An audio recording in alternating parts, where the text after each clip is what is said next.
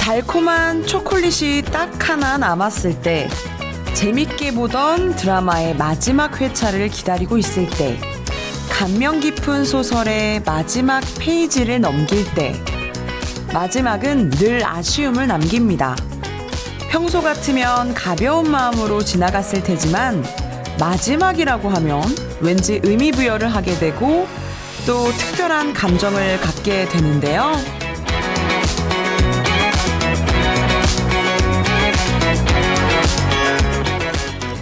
어쩌면 마지막이란 이제 다시 오지 않을 거란 걸 알고 있기에 그 순간순간이 더 소중한 게 아닐까 싶네요. 2023년 6월의 마지막 주, 지금 이 시간도 다시 오지 않을 특별한 시간입니다. 그 소중한 시간을 우리 함께 잘 만들어 봐요. 뉴스는 음악을 타고 한주입니다. 지금 시작할게요.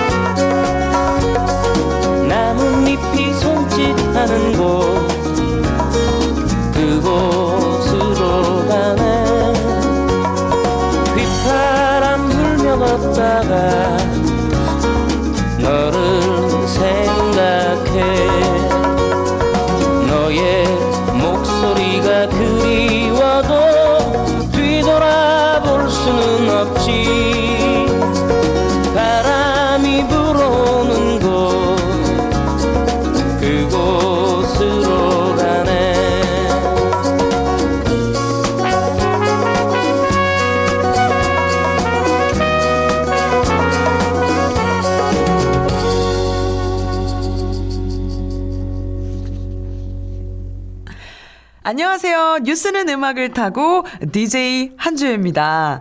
여러분들 한 주 동안 잘 지내셨죠? 저는 잘 지냈습니다.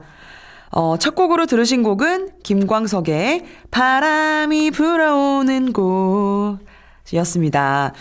아, 요즘 장마라서 그런지 많이 습하고 후덥지근하죠. 여러분들이 조금이나마 시원하셨으면 하는 마음에 오프닝 곡 골라봤습니다. 괜찮으셨나요? 와, 여러분들, 어느새 6월 마지막 주네요. 이 말인, 올해도 벌써 절반이 지나갔다는 건데요. 야, 매년 느끼는 거지만 매해 갈수록 시간이 정말 빨리 지나가는 것 같아요. 저도 올해 여러 가지 일들이 있었는데요. 그중 제일 좋은 건 뭘까요? 바로 매주 뉴움타 가족과 만날 수 있게 된 겁니다. 여러분은 어떠세요? 계획한 일을 이루신 분도 있고 또 그렇지 않은 분도 계실 텐데요. 저도 올해 초에 다이어트라는 원대한 계획을 세웠지만 역시나 아직까지 지키지 못하고 있습니다. 원래 늘 다이어트는 월요일부터 시작이잖아요. 네. 저도 열심히 이 남은 절반, 다이어트에 매진을 한번 해보려고 하는데요. 여러분들, 절반이 아직 남아있으니까 기회 많아요. 지금부터 차근차근 해 나가면 되니까요. 그러면 어느새 목적지에 도착해 있을 겁니다. 자, 한디가 오늘도 좋은 음악과 유익한 우리 지역 소식 준비 많이 했으니까요. 이 시간만큼은 편안하게 즐겨주세요. 시작! 여러분은 지금 뉴스는 음악을 타고 한 주의 입니다를 듣고 계십니다. 와!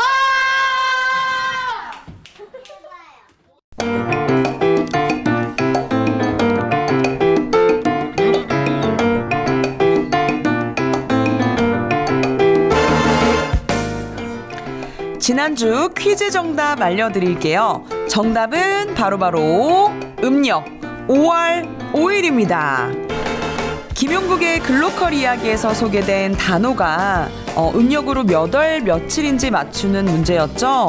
양력으로 하면 어린이날과 같은 날이라고 제가 힌트를 드렸었는데 역시나 우리 똑똑한 뉴움타 가족분들께서 많이 맞춰주셨습니다. 참여자분들 중 10분을 뽑아 커피 쿠폰 보내드렸으니까요. 꼭 확인 부탁드리고요. 이번 주도 뉴움타 가족을 위해 한디가 퀴즈와 선물을 준비했으니까 오늘도 귀 쫑긋 잘 들어주시고 퀴즈 맞춰주세요.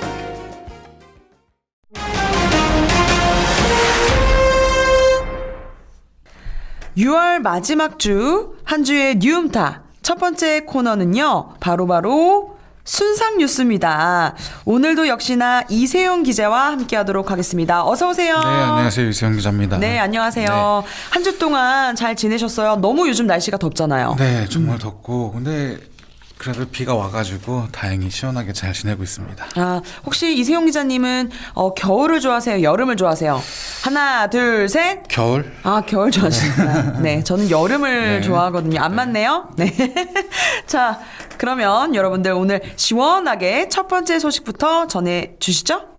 네, 오늘 제가 준비한 첫 번째 순상 뉴스는요. 경기 지역 출생 미신고 영아 사태 일파만파입니다. 아, 저도 이 뉴스 봤습니다. 네. 최근 세간을 떠들썩하게 했던 뉴스였죠. 네, 그렇습니다. 많은 청취자분들이 이미 해당 뉴스를 접하셨을 것 같은데요.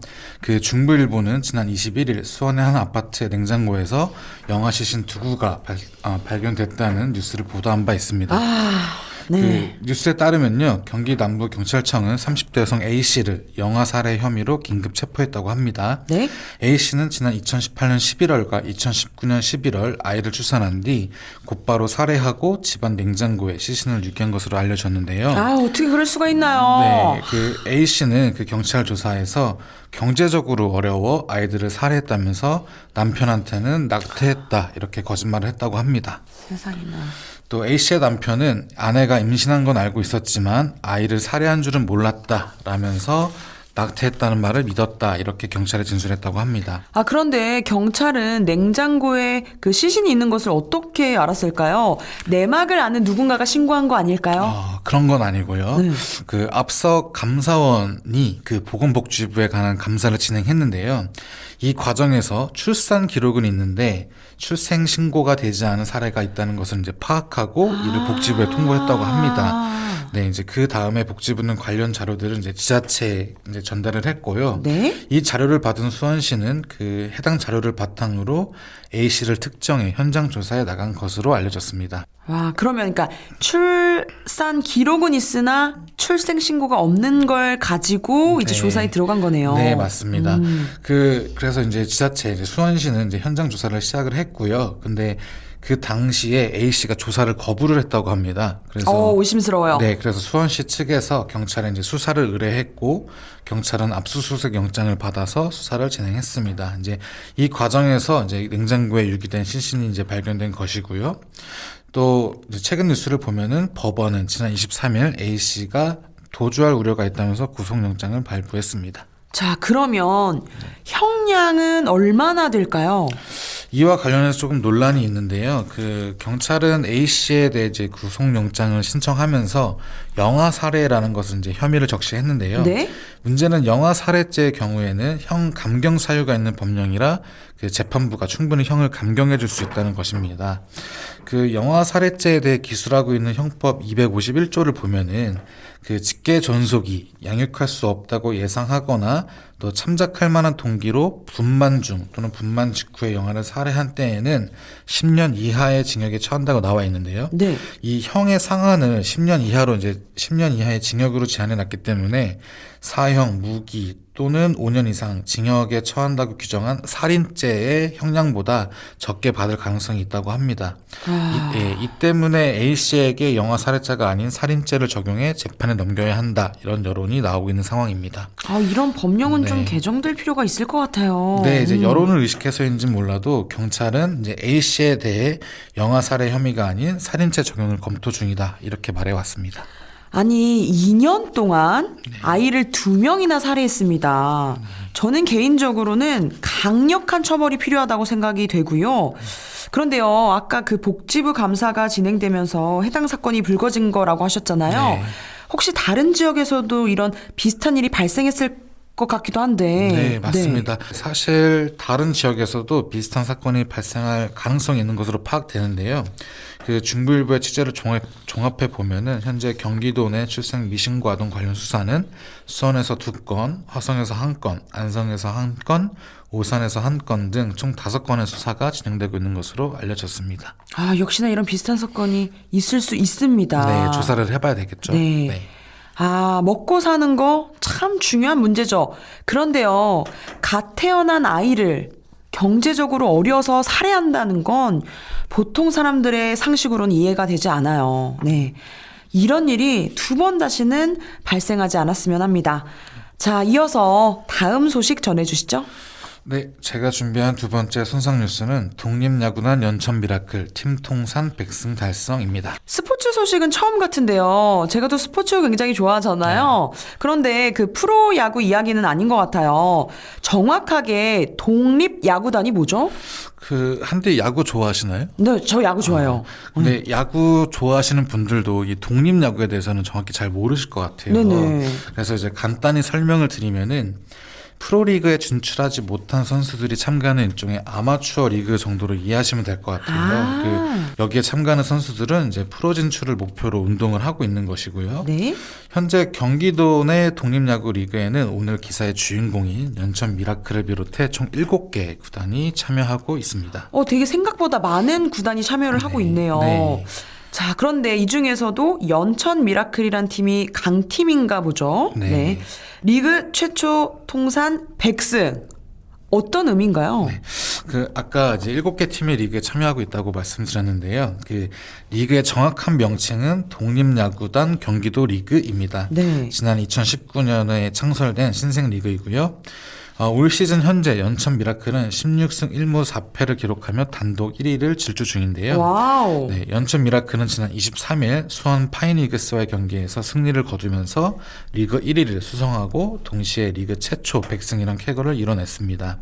또 통산 전적 171전 100승 10무 61패, 6할 2푼 1리란 높은 승률도 눈에 띄는데요.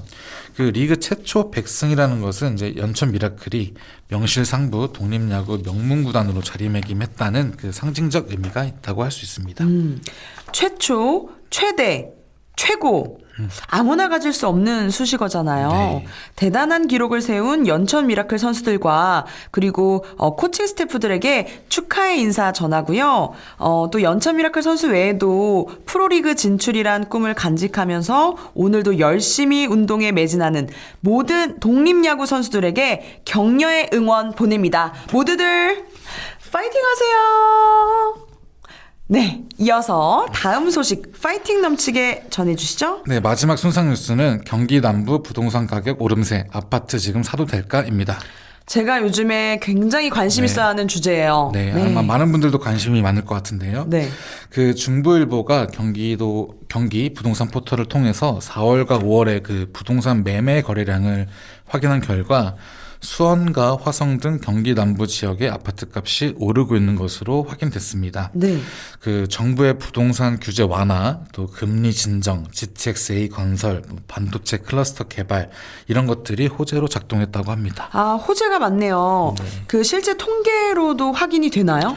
네, 실제로도 이제 통계로도 확인이 되고요. 그 예를 들어드리면은 수원시의 경우 797건에서 952건으로, 화성시는 885건에서 927건으로, 성남시는 493건에서 531건, 용인시는 870건에서 957건으로 각각 증가했습니다. 또 매매 가격의 상승도 수치로 확인되는데요. 6월 셋째 주 경기도 내 아파트 매매 가격은 전주 대비 0.03% 올랐다고 합니다. 이는 74주 만에 상승한 것이라고 하고요. 네. 화성 지역 아파트 가격이 0.43% 오른 것과 또 수원 영통구 지역의 아파트 가격이 0.17% 오른 것이 영향을 미친 것으로 해석됩니다. 아, 가격이 막 한참 내려가서 네. 되게 많은 분들이 고민하셨었는데 네. 이제 조금 다시 오르고 네, 있나 봐요. 조금 통계로는 이제 좀 네. 회복하는 것처럼 보이고요. 네네. 그리고 이제 실제로 그 수원시 영통구 하동 힐스테이트 전용 107제곱미터, 이제 평수로 따지면 33평형이 되겠네요. 네. 그 해당 아파트는 지난 3일 19억 7천만 원에 이제 거래됐다고 하는데요. 이는 지난달 이 아파트의 같은 평형 거래 가격인 10억 6천만 원보다 무려 4억 원 이상 오른 가격입니다.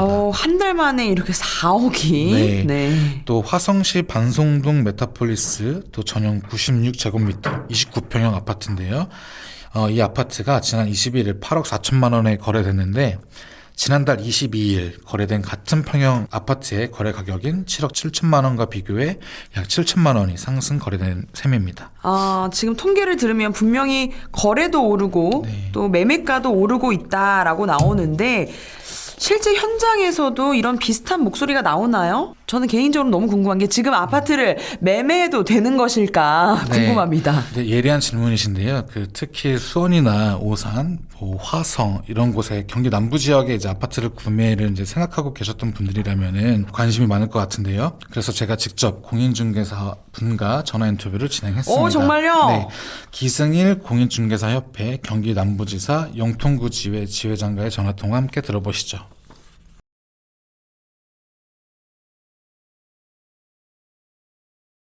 실제적으로 체감을 했다라고 하는 거는 1월 달부터 한 4월, 5월 달까지 급매물이 소진이 되면서 거래량이 늘긴 했는데 지금 6월 달부터는 다시 소강 상태예요. 그래서 특별한 동력이 마련되지 않으면 소강 상태가 지속될 것 같아요. 지금 20년이나 21년 데이터에 비해서는 아직 좀 턱없다. 수원시 전체로 봤을 때 20년도에 아파트 매매 거래량이 한 2만 2천 건 정도가 됐고요. 21년 같은 경우에는 한 13,000, 14,000건 가까이 됐어요. 작년에 거래가 한 3,500건 정도밖에 안 됐습니다. 그러니까 이 데이터를 보시면 이제 체감이 확실히 되실 텐데 지금 6월 달까지 수원시 내 아파트 거래량이 합계를 내보니까 한 4,500건 정도가 돼요. 작년보다 늘어났기 때문에 이게 바닥을 다지고 반등하지 않느냐라는 착시로 볼 수 있다는 얘기죠.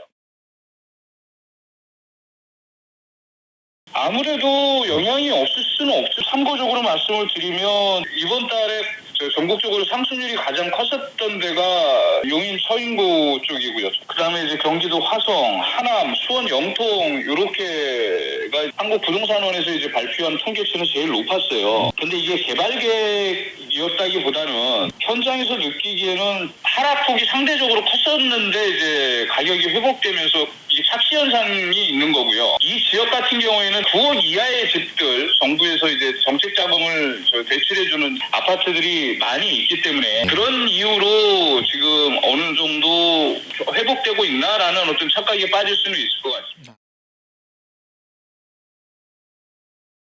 일단은 지금 시장은 철저하게 실수요 시장입니다. 가수요가 들어올 수가 없는 게 참고로 2019년 같은 경우에는 전세가율이 80% 중반대였어요. 근데 지금은 거의 50% 미만의 형성이 돼 있기 때문에 투자 금액 자체가 굉장히 늘어났죠. 3천에서 한 5천 정도를 가지고 투자할 수 있었던 갭이 지금은 1억에서 한 1억 3천을 가져야 투자를 하실 수 있기 때문에 지금 갭 투자가 들어오기는 굉장히 어려운 시장이고 실수요 시장으로만은 지금 현재 부동산 시장, 특히 수원 시장 같은 경우에 반등하기는 조금 시간이 좀 소요되지 않을까라고 생각을 합니다.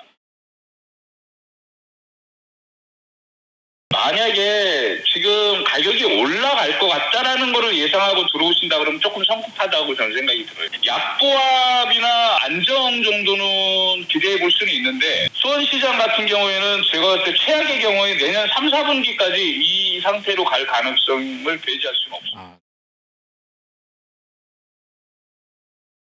전세 사기와 관련된 언론 보도가 워낙에 많았었기 때문에 신규로 들어가려고 하시는 분들은 거의 없다라고 보여져요. 제가 봤을 때는 입지가 누가 봐도 조금 욕심이 난다. 그러니까 교통이나 교육, 학군이나 이런 데에 지어진 빌라 연립이라고 하면 조금 욕심을 내보실 수는 있겠지만 차선책으로 그런 게 아니라면 구도심에 결국은 내가 가격을 맞춰갈 수밖에 없는 상황이시라면 구매보다는 전세나 반전세 그런 쪽으로 검토를 하시는 게 제 개인적으로는 좋을 것 같습니다. 아, 그 공인중개사분의 인터뷰를 들어보니 현장의 분위기는 조금 다른 것 같네요. 그래도 갭 투자가 줄고 실거주 위주로 매매가 이뤄진다고 하니 어찌 보면 정상적인 상황처럼 보여집니다. 네. 청취자 여러분들도요, 투자 목적이 아니라 진짜 내가 오랫동안 살 집, 꿈에 그리던 집, 그리고 우리 아이를 키우고 싶은 집, 이런 집들을 찾으셨다면 가지고 있는 예산에 맞춰서 구매하셔도 좋을 것 같네요. 저도, 돈은 없지만, 뭔가 생각을 해본다면 지금 현재 제가 진짜 살고 싶은 집에 매매를 할 것 같아요. 투자가 아니라면 지금 하셔도 됩니다. 맞습니다. 오늘 순상 뉴스는 여기까지 듣도록 하죠. 감사합니다, 이세용 기자님. 네, 감사합니다. 네. 자, 그럼 여기서 노래 한 곡 듣고 가겠습니다. 사랑비가 내려와. 음치는 아닌데. 네. 또 너무 잘 부르면 여러분들이 깜짝 놀라실까봐 여기까지만 하겠고요. 저보다 더 노래 잘 부르시는 김태우 씨가 나오죠. 김태우가 부릅니다. 사랑비.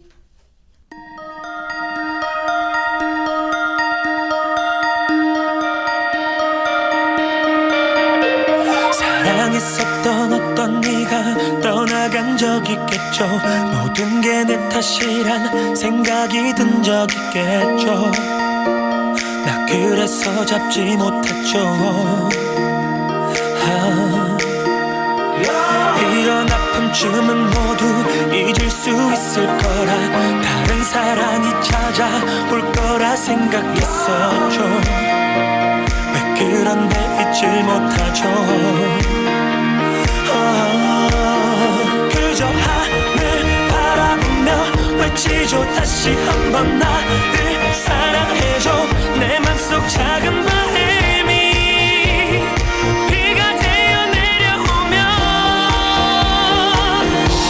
내 사랑이 머리에 내리면 추억이 되살아나고 가슴에 내리면 소중했던 사랑이 떠오르고 내 사랑이 입술에 닿으면 널 사랑해 내게 외치며 비가 내리는 그 길을 따라 걷다가 보면 바라던 내가 널 기다려. 믿음이라는 열쇠로 사랑의 상자를 열어 사랑이란 기도를 전하는 전화를 걸어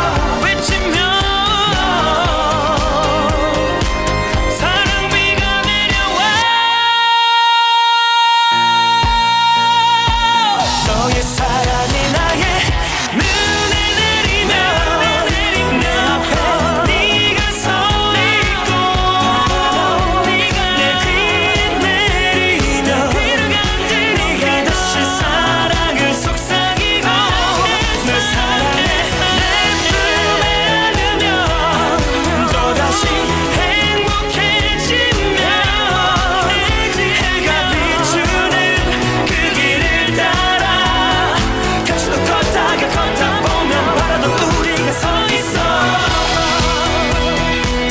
yeah. 내게 다시 오라는 기도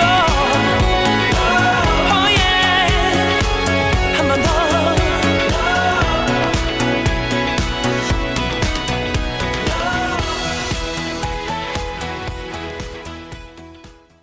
네, 김태우의 사랑비 노래 듣고 왔습니다. 이 곡은 아이디 LKJKDY02님께서 뉴음타 참여하기 코너를 통해 신청해 주셨습니다. 이렇게 댓글 달아주셨는데요. 며칠 전 아침에 출근하는데 밖에 비가 오더라고요. 개인적으로 비 오는 걸 좋아하진 않아요. 그런데 생각해보면 비 오는 날은 무더위가 조금은 누그러져서 시원하잖아요. 뭐든 좋은 점이 있는 것 같습니다. 비 오는 날 생각나는 노래 김태우의 사랑비 신청합니다 라고 보내주셨습니다. 와, 이분 정말 긍정적인 마인드를 가지고 계시네요. 실제로 이 곡은 맑은 하늘에 비가 내리는 여우비를 보고 영감을 받았다고 하는데요. 역설을 상징하는 여우비처럼 비가 슬픔이 아니라 희망이 될 수 있겠다는 생각으로 노래를 만들었다고 합니다. 정말 그런 것 같아요. 불평이 많으면 절대 행복할 수 없다고 하잖아요. 주어진 상황을 긍정하면 행복한 일상이 되지 않을까 싶습니다. 저도 굉장히 긍정적인 사람이거든요. 목소리를 듣기에도, 얼굴을 보기에도 되게 긍정적인 사람 같지 않나요? 네. 그래서 제가 실제로 하는 멘트가 있습니다. 오히려 좋아 라는 멘트인데요.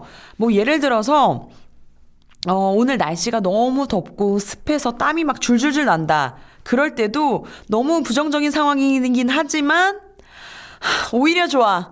땀 흘려서 개운해. 오히려 좋아. 노폐물이 나가서 좋아. 이런 식으로 저는 좀 상황을 긍정적인 분위기를 바꿔보려고 노력을 하는 사람입니다. 여러분도 오늘만큼은 조금 오히려 좋아 라는 긍정적인 마인드 가져보시는 건 어떨까요?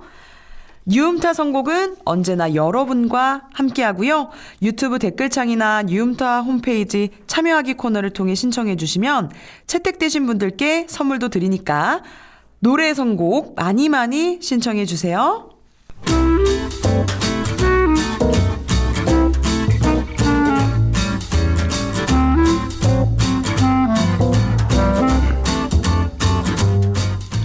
다음은 우리 지역과 연관된 아시아 문화를 스토리텔링 형식으로 재미있게 풀어주는 김용국의 글로컬 이야기 시간입니다. 오늘도 박사님께서 직접 스튜디오에 나와주셨는데요. 안녕하세요. 네, 안녕하세요. 잘 계셨죠? 네, 잘 있었습니다. 오늘 박사님 너무 뭔가 약간 배우 같으신데요? 그래요? 네.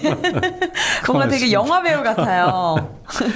자, 오늘은 어떤 이야기를 들려주실 예정인가요? 우리가 이제 일상 속에 살다 보면 네.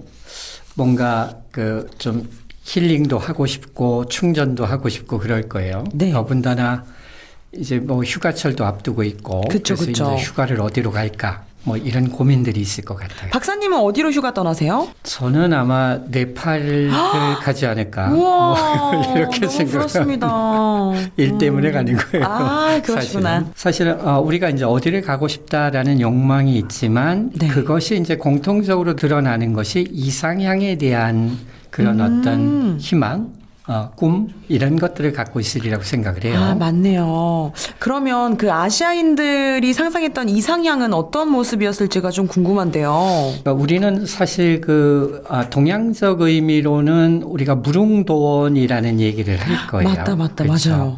이게 이제 서양에서 얘기한다면 유토피아가 되겠죠. 아, 네. 그렇죠. 근데 유토피아라는 것은 어원이 그리스어로 네. 존재하지 않는 장소 이런 뜻이에요. 오. 그러니까 이상향이란 말 그대로 이상향일 뿐이지 그쵸. 실제로는 존재할 수 없는 곳 이런 의미를 담고 있을 것 같습니다. 그런데 이제 그럼에도 불구하고 유토피아라는 섬이 있는데 여기에는 이제 약 10만 명 정도가 살고 있다고 그래요. 진짜 있는 섬이에요? 예, 그러니까 이름으로서는 그런 거죠. 그래서 50가구 정도가 모여서 이제 하나의 집단을 만들고 네? 그 집단에서 대표를 선발하고 하면서 그 안에서 다시 또 이 그 전체의 대표인 왕을 선발하고 뭐 그런 나라가 있다고 해요. 그런데 그 유토피아 섬에는 몇 가지 좀 특이한 것이 있습니다. 네. 예를 들면 물물 교환을 하니까 화폐가 없다고 그래요. 오. 화폐가 없다고 그러고 집들의 모양이 똑같은데 또 자물쇠가 없다고 그래요. 네. 그러니까 이제 뭐 범죄로부터 뭐 뭘 훔쳐가거나 뭐 이럴 염려가 없다는 거죠. 우와. 그리고 또 한 곳에 너무 오래 머물면은 이렇게 타성이 젖을까봐 또 10년마다 이사를 해야 되는 그런 규칙도 갖고 있다고 우와, 해요. 우와. 흥미로운데요? 그러니까 어찌 보면 현대인들이 생각을 할 때 그래 그런 것도 참 필요하겠다 뭐 이런 생각이 들 것 같아요. 네네. 근데 이제 우리나라에서도 이제 고전 문학 속에 보면은 연암 박지원 선생의 허생전에 드러났던 그런 이상향의 모습도 있었고요. 네. 또는 그 홍길동전 저자 허균 선생이 얘기한 율도국이라는 데도 뭔가 이상향이었죠. 그러니까 그 율도국에서의 이상향이라고 얘기하는데도 어떤 곳이냐면은 네. 돈이 필요 없고 우리가 양반과 상놈의 제도가 있었지만 그런 어떤 반상의 제도가 없고 네. 뭐 이러한 데를 율도국 이상향으로 만들었었거든요. 네네. 그게 아마도 그 유토피아와도 또 맥을 같이 했던 그런 것이 아닌가라는 생각이 듭니다. 그렇군요. 탐욕과 부패가 없는 그런 세상. 그럴 것 같아요. 그렇죠. 그래서 이제 우리가 흔히 그 무릉도원이라고 얘기할 때 그럼 무릉도원이 어떤 곳이냐라고 얘기를 하면 네네. 무릉도원에 대한 그 각각의 기록들은 여러 가지가 있습니다. 사실은 하나의 모습으로 드러나진 않는데 공통적으로 얘기할 수 있는 것은 말 그대로 여기에서 무력이 없고 네. 그러니까 욕심을 부릴 것이 없고 네. 그리고 또 이제 불로장생을 꿈꾸지만은 우리 모두가 그 어떤 그 늙지도 않고 뭐 죽지도 않고 뭐 이런 세상 아프지도 않고 뭐 이런 세상 네. 뭐 이런 세상으로 그려지고 있어요. 그것이 무릉도원이군요. 예, 그렇습니다. 그래서 이 무릉도원이라는 얘기는 그 우리 도연명이라는 학자이자 시인의 도화원기라는 데서 나와요. 근데 여기는 그 후난성, 그러니까 한자로 얘기하면 호남성 쪽에 무릉이라는 지역이 있다고 하는데. 그런 지역이 또 있군요. 예, 예. 그래서 이제 근처에 있는 어부가 있었는데 그 어부가 물길을 따라서 물고기를 잡으려 물길을 따라서 계속 올라갔는데 어느 쯤 가니까 내가 도대체 어디가 와 있는지 모르겠더래요. 네네. 그런데 주위는 온통 복숭아꽃으로 흐드러지게 피어 있었고 어머. 그 향이 정말로 사람을 매혹시킬 정도였다. 저 복숭아 되게 좋아하거든요. 그래요. 그래서 이제 그 길을 따라서 가봤더니 네. 거기에는 어떤 동굴이 하나가 나타나서 그 동굴 안으로 들어가 봤더니 갑자기 아주 뭔가 환하고 밝게 펼쳐지는 세상이 있는데 네. 그곳의 풍경이 너무나 아름다웠대요. 너무나 아름다웠고 마치 논밭도 그림을 그려놓은 것 같고 꽃들도 예쁘고 뭐 그 어떤 그 가축들도 아주 자유롭게 뛰어놀면서 뭐 이런 모습이었대요. 그런데 이제 이 어부가 등장하니까 그곳에 살고 있던 사람들이 나와서 되게 궁금한 거예요. 네. 낯선 사람이 들어오니까. 네. 그래서 이 사람들이 깜짝 놀라서 얘기를 하는 거예요. 어부한테. 그래, 어디서 왔느냐. 우리는 여기에서 500년 이상을 이렇게 살아서 우리가 밖에 사람들의 소식을 전혀 모른다. 네. 그러니까 이 양반이 마을 사람들에게 돌아다니면서 네. 그들이 궁금해하는 바깥 세상의 이야기를 들려줬대요. 그러니까 마치 스토리텔러였겠죠. 교수님이신데요? 그래서 이 집 네. 저 집을 다니면서 그 이야기를 해주고 뭐 만난 것도 얻어먹고 뭐 이렇게 지냈다고 그래요. 그 어부 너무 부러운데요. 저도 되게 잘할 수 있을 것 같은데. 그래요. 한번 찾아가 보죠. 그러니까요. 네. 그래서 이제 그러나 그렇다고 해서 이제 아무리 좋다고 해서 이곳에 영원히 머무를 수는 없잖아요. 네. 이제 가족들 생각도 나고 그래서 이제는 이제 이 마을에서 돌아가야 되겠다 이렇게 생각을 했대요. 뭔가 되게 영화 같은 스토리예요. 그래요. 그랬더니 이제 그곳 사람들이 절대로 이곳을 얘기하지 말아 나가서 그렇게 얘기했다는 거예요. 그런데 이제 한동안 집으로 돌아오지 않다가 어느 날 돌아오니까 마을 사람들이 매우 궁금했겠죠. 네. 그 마을에 있는 원님도 궁금했을 거고. 그러니까 도대체 어떻게 된 건지 얘기를 해봐라. 그랬더니 내가 이러이러한 곳을 갔다 왔다 또 이렇게 얘기를 했나 봐요. 그럼 한번 찾아가 보자 했는데 역시 찾을 수가 없었던 거죠. 미지의 세계였네요. 그런 것이죠. 그리고 이제 그와 관련한 이야기로 또 산동성에는 과혈, 그러니까 오이 과자를 써서 오이 동굴이라는 뭐 그런 이야기가 있어요. 네네. 뭐 옛날에 이제 오이라는 게 참외, 외 뭐 이런 것들을 다 이렇게 오이라고 표기를 했으니까 네. 여기는 어떠냐면은 참외 잎이 흘러나와서 붙여진 이름이다. 그래서 참외 동굴이다라고 얘기를 한다고 해요. 여기에는 이제 이반이라는 이가 등장을 합니다. 네. 이반이 이제 이 곳을 갔어요. 그러니까 아까 어부가 봤던 무릉도원과 비슷한 세상이 열렸겠죠. 네네. 근데 그 사람들이 이렇게 얘기를 하는 거예요. 너는 이제 여기서 돌아가는 편이 좋을 것 같다. 더 머물지 마라. 여기서 오래 있으면 좋지가 않다. 뭐 이렇게 하면서 배웅을 했대요. 배웅을 했는데 그 의미는 무엇이었느냐면 정말로 거기는 늘지도 않고 이런 곳이어서 자기는 하루 이틀 머물다가 나온 것 같은데 네. 집을 찾아갔더니 아내가 이렇게 얘기를 하더래요. 당신이 집 나간 지 40년이 넘었다. 뭐 이거 인터스텔라 아닙니까? 인터스텔라? 아니 이거 무슨 일이야? 그만큼 네. 이제 늙지도 않고 다른 행성에 갔나 봐요. 마치 그런 것 같죠. 타임머신을 타고 갔다 네네. 왔다 한 것처럼. 그래서 40년의 세월이 흘렀다 이렇게 얘기를 하더랍니다. 그러니까 이상향이라는 곳이 이렇게 늙지도 않고 병들지도 않는 곳이다라는 것으로 사람들 속에서 그러한 곳을 동경했기 때문에 아마도 이런 이야기가 만들어지지 않나 싶습니다. 굉장히 흥미로운 이야기네요. 예. 그런데 이제 그 이상향과 관련돼서는 가장 보편적으로 쓰이고 있는 명칭이 샹그릴라. 샹그릴라. 그렇죠. 샹그릴라라는 것을 들어보셨을 것 같아요. 네, 들어본 것 같아요. 예. 요즘에 이제 왜 그러냐 하면은 샹그릴라가 보통 호텔 이름이거나 그렇죠. 아니면 음식점이라든가 와인바 막 이런 데 그렇죠. 그렇죠. 카페라든가 이런 데 이름이 샹그릴라가 대단히 많아요. 네. 근데 이 샹그릴라라는 말은 어디에서 왔느냐 하면은 제임스 힐튼이라는 사람이 쓴 잃어버린 지평선이라는 책이 있는데 네. 여기에 나타나는 이상향입니다. 이상향인데 여기에도 이제 이것이 어디에 있는지는 정확하지 않지만 히말라야에 있다 이렇게 전해져요. 히말라야요? 예. 이번에 박사님 네팔 가셔가지고 샹그릴라 한번 맞아요. 찾아보세요. 그러니까 거기를 갈 수도 있어요.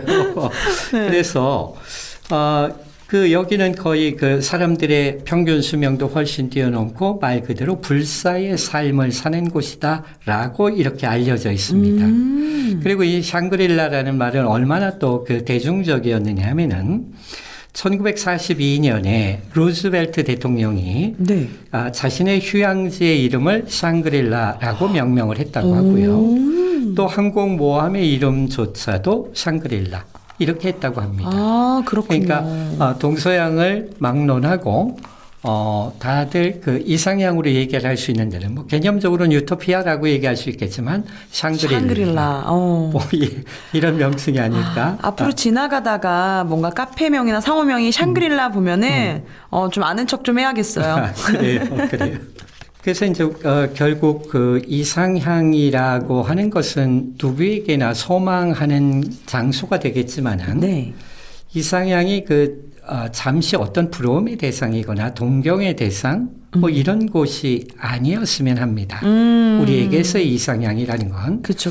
현실에서도 편안하게 생각하고 즐길 수 있는 곳, 뭐 이런 곳이 우리의 이상향이었으면 하는 그런 바람이 있습니다. 뭐 이 방송을 듣고 계신 청취자분들께서도 여러분들이 살고 계신 그곳이 네. 여러분들의 이상향이 되도록 우리가 함께 노력하는 것. 그리고 이제 이상향이라는 게 변화되지 않는 것이 아니라 네. 우리가 원하는 방향과 원하는 모습으로 변화되는 것. 그런 이상향을 만들어 나가는 것. 그것이 우리들의 목이었으면 합니다. 너무나 좋은 말씀이네요. 여러분들의 이상향은 어떤 걸까요? 여러분들의 샹그릴라, 여러분들의 무릉도원, 여러분들의 유토피아 댓글로 많이 남겨주시길 바라겠고요. 저의 샹그릴라는 아무래도 이 뉴음타가 아닐까 싶네요. 너무 가식적이었나요? 아닙니다. 진심이 느껴집니다. 감사합니다. 오늘 박사님 또 나와주셔서 감사하고 재밌는 이야기 들려주셔서 감사합니다. 네, 고맙습니다. 네, 감사합니다. 네. 자, 그럼 여기서 노래 한 곡 듣고 가겠습니다. 파워풀한 가창력으로 많은 사랑을 받았던 곡이죠. 다비치의 시간아 멈춰라 띄워드릴게요. 여러분들과 함께하는 시간 영원히 멈췄으면 좋겠어요. 너무 느끼했죠? 노래 듣고 올게요.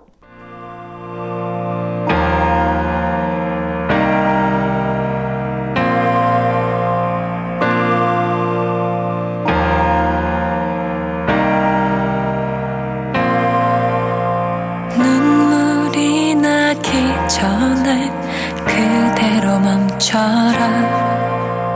이별이 오기 전에 그대로 멈춰라. 그대가 떠날 수 없게, 날 버리고 갈 수 없게, 지금 이 순간부터 시간아 멈춰라. 잘 가란 말 어떻게 잘하란 거니. 어떻게 널 웃으며 보내란 거니. 그런 건 나는 못해. 못 들은 걸로 할래. 아무 말 말고 그대로 멈춰라.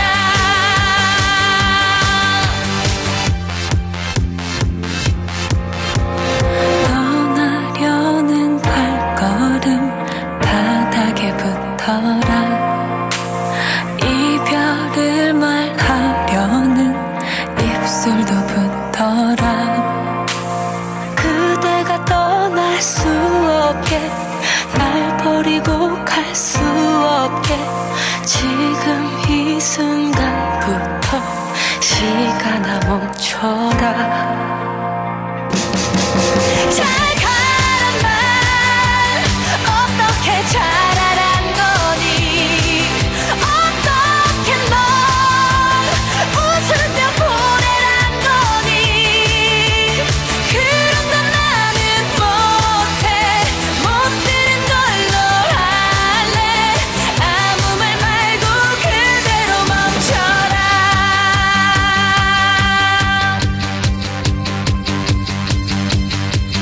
화난 김에 헤어지잔 말도 했었던.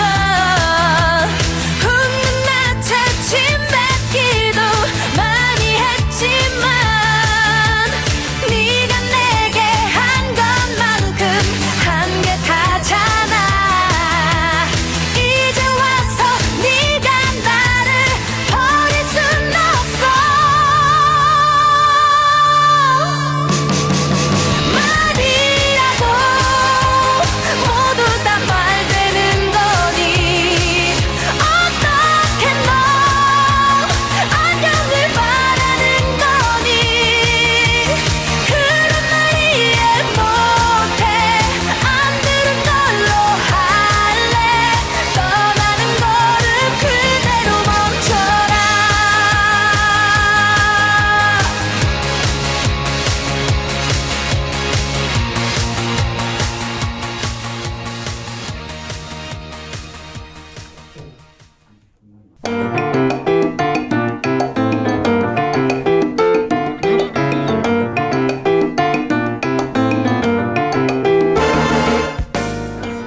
퀴즈 풀고 커피 타자. 오늘도 뉴음타가 시청자 여러분을 위해 커피 쿠폰을 쏜다. 오늘의 문제는요, 김용국의 글로컬 이야기에서 나온 현실에는 존재하지 않는 이상적인 사회를 일컫는 말은 무엇일까요? 입니다. 힌트는요, 영국의 사상가 토마스 모어가 만들어낸 말로 저서도 있죠. 또 네 글자입니다. 총 네 글자. 땡땡 피아라고 하죠. 너무 많이 들었다 힌트. 네. 퀴즈 참여 많이 해주시길 바라겠고요. 중부일보 유튜브 채널 6월 29일 뉴음타 영상 퀴즈 참여 관리자 댓글을 통해 참여하시면 됩니다. 퀴즈 풀고 시원한 아도 받아보세요. 여러분 아쉽지만 벌써 마칠 시간이 됐습니다. 마지막으로 준비한 곡은요, 매력적인 목소리와 경쾌한 멜로디가 인상적인 곡이죠. 이무진의 신호등 들려드리면서 이 시간 마무리하겠습니다.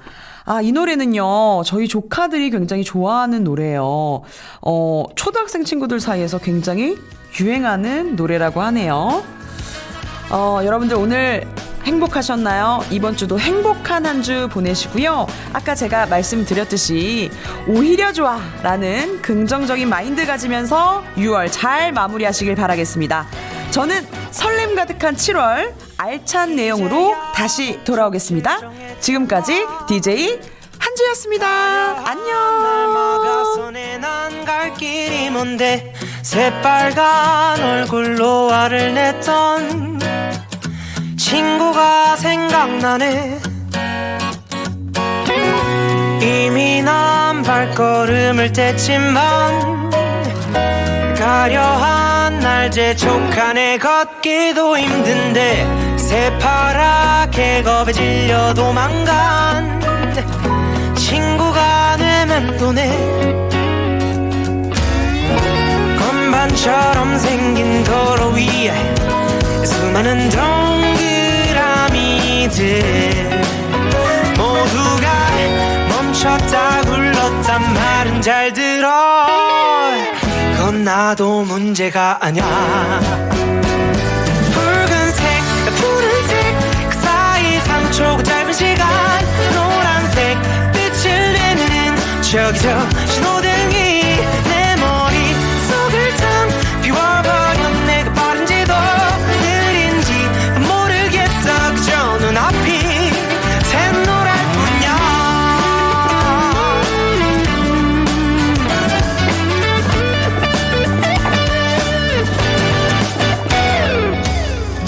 솔직히 말하자면 차라리 운전대를 못 잡던 어릴 때가 더 좋았었던 것 같아. 그때는 함께 온 세상을 거닌 친구가 있었으니 건반처럼 생긴 도로 위에 수많은 조명들이 날 빠르게 번갈아가며 비추고 있지만 난 아직 초짜란 말이야. 붉은색 푸른색 그 사이 3초 짧은 시간 노란색 빛을 내는 저기서 신호등이 내 머릿속을 탕 비워버려. 내가 빠른지도 느린지도 모르겠어. 그저 눈앞이 샛노랄 뿐이야. 꼬질꼬질한 사람이나 부자 곁엔 아무도 없네. 삼색 조명과 이 색칠 위에 서있어 괴롭히지 마. 붉은색 푸른색 그 사이 3초 그 짧은 시간 노란색 빛을 내는 저기서 신호등